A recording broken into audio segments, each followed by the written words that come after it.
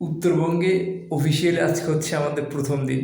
আজকে আমরা কুড়িগ্রাম ঢুকলাম, রাইট? ইয়েস।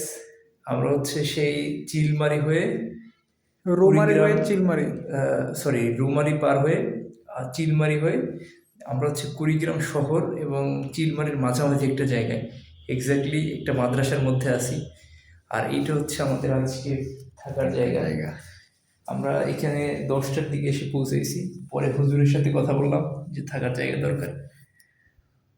ভুল করেছেন, 10:30টার পর আইছি। 10:30টার পরে, ওকে। 10:30টার পরে পরে উনি আমাদের 3টে কম্বল, চারটা কম্বল নিয়ে। 4টা কম্বল আমাদের ব্যবস্থা করে দিয়েছেন। পুরো রুমটাই আমাদের দিয়ে দিয়েছেন। আর এই হচ্ছে আমাদের সাইকেল, এই যে আমারটা, এই হচ্ছে মিরাজেরটা।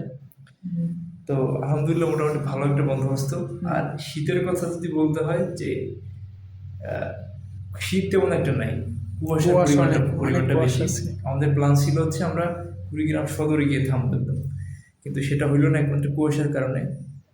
রাস্তার অবস্থা অতটা ভালো না, মানে ভাঙাচুরা আছে। এইটা হচ্ছে বর্তমান অবস্থা আমাদের। ঠিক আছে, আল্লাহ টাটা, হাফেজ। আল্লাহ হাফেজ। আজকে কততম দিন সেটা বলে দেন। আজকে হচ্ছে আমাদের কত, পঞ্চম শেষ হলো। পঞ্চমতম দিন শেষ হলো, ষষ্ঠতম দিন পার। কালকে আমরা রংপুরের দিকে আগাবো। ইনশাআল্লাহ, ইনশাআল্লাহ। Okay, good night. All the best.